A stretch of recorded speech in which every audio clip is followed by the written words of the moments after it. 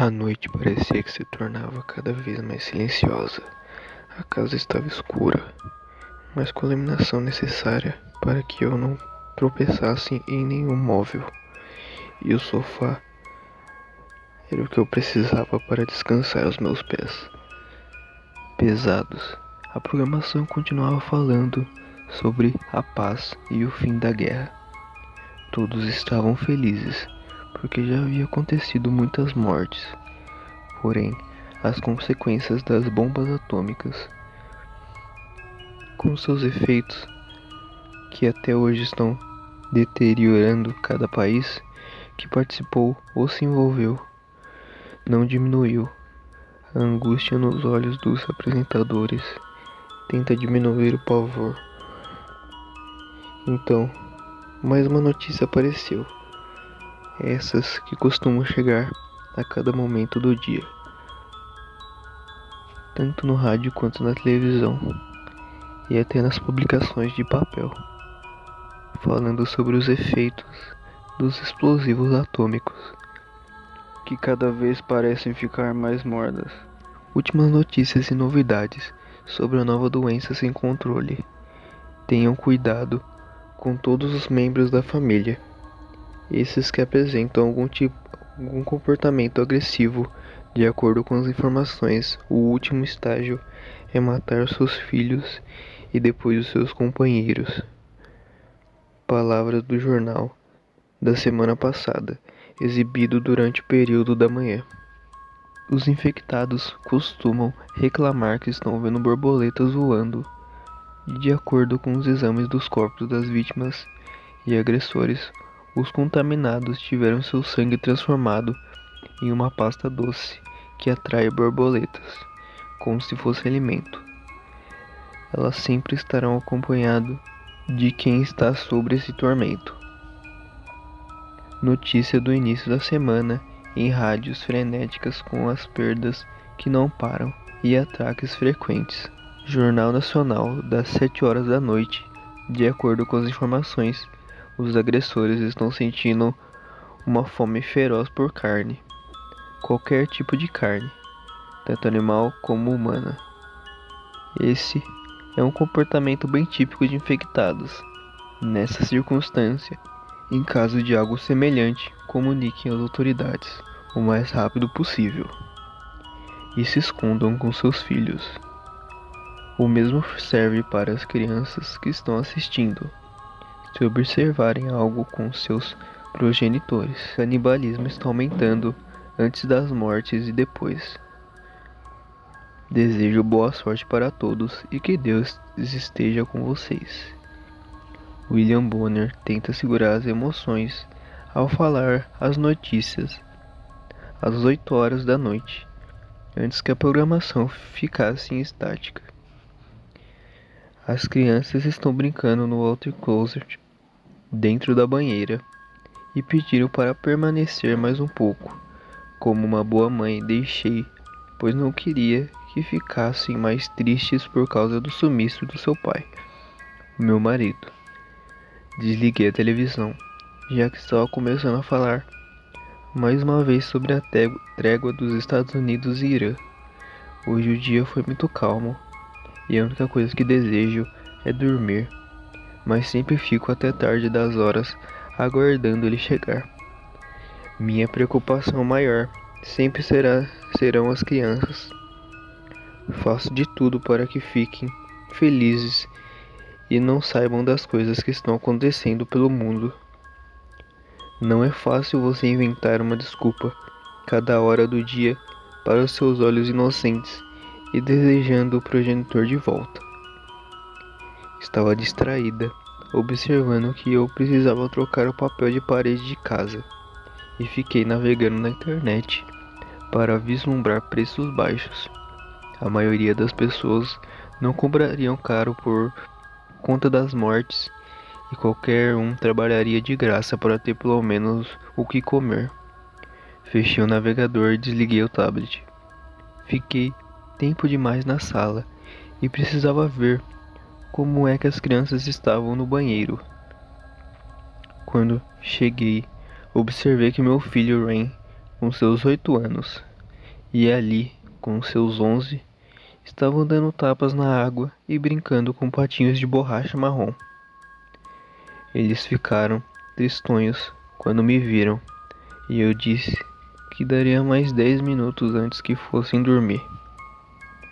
O tempo que eu dei para eles seria necessário para lavar as louças e preparar as suas camas confortáveis e quentes para a noite rotineira.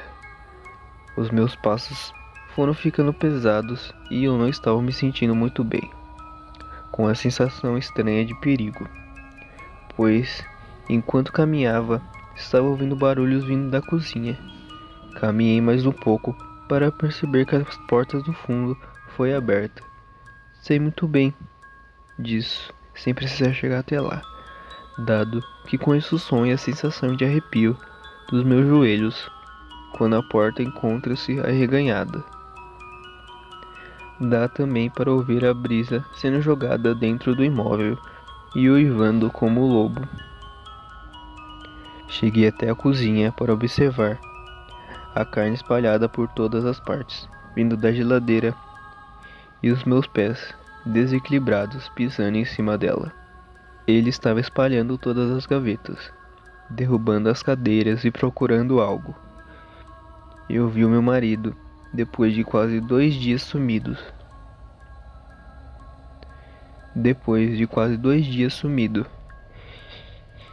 Este estava evitando falar comigo, mas era evidente que já tinha notado a minha presença. Quando fiquei parada, apenas observando e sem dizer nenhuma sentença. Várias coisas ficaram na minha cabeça e eu não sabia o que fazer diante da situação. Amarrada nessa circunstância, os meus lábios se tornaram tentadores para dizer algo simples. Amor, onde você esteve por tanto tempo? A cada segundo que eu juntava as palavras na minha língua, ficavam pesadas e trêmulas. Ao enxergar a atmosfera tenebrosa se envolvendo diante do seu comportamento incomum. Cadê a droga dos meus filhos? Que merda de borboletas são essas invadindo a minha casa? Não quero perguntar por uma segunda vez, senão terei que lhe machucar.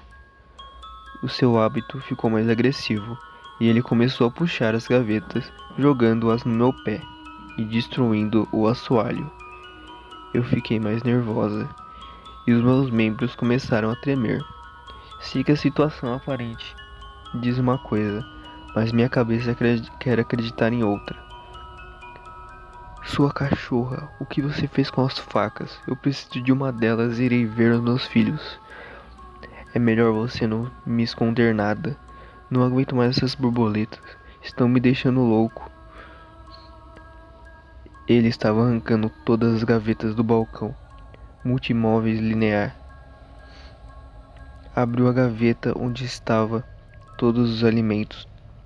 Eu sabia que o único objetivo era vir na minha direção e dos meus filhos inocentes no Walter Closet. Você não vai encostar em mim, nem nos meus filhos. É melhor você sair o mais rápido possível, porque eu não vou chamar a polícia e não vou desejar isso.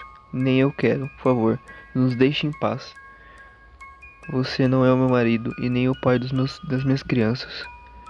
Desde que nós nos casamos, eu nunca disse que guardava uma arma na caixa de sapato, dentro dos presentes do meu pai falecido. Ele se aproximou, pronto para me atacar, e disparei 3 vezes no seu peito, fazendo-o cair no chão, atormentado pela histeria. Minhas mãos permaneceram apontadas na mesma direção que eu disparei quando ele estava em pé. Eu nunca havia matado ninguém, nem brigado com meu marido desde que nós nos casamos. Larguei o ferro no chão e o seu cano estava fumaçando por conta da pólvora e a poeira seca. Respirou por alguns segundos até se entregar aos ferimentos no peito. Antes de mais nada, fiquei preocupada com os garotos e fui ao banheiro para encontrar os dois em paz. Me ajoelhei na banheira e acariciei seus cabelos, dizendo que estava tudo bem. Eles disseram que queriam ficar um pouco mais dentro d'água, mesmo que os seus dedos estivessem muito enrugados e os seus corpos inchados por causa dos fluidos plácidos. Eu estava sendo apenas uma boa mãe e fiquei a maior parte do tempo na sala, assistindo televisão, enquanto estava com fome. Tanta fome que eu seria capaz de fazer qualquer coisa para preencher o vazio em mim. Continuei preocupada com os lábios inchados e roxos dos meus meninos e coloquei um pouco de batom hidratante. Os seus olhos estavam muito abertos e brancos, apesar da diversão. Com consequência, eles ficaram insistindo e deixei mais um pouco. Já estavam há quase 2 dias na banheira e não paravam de insistir. Eu estou com frio, mas as borboletas aquecem o meu corpo e eu tento ser uma protetora e boa mãe.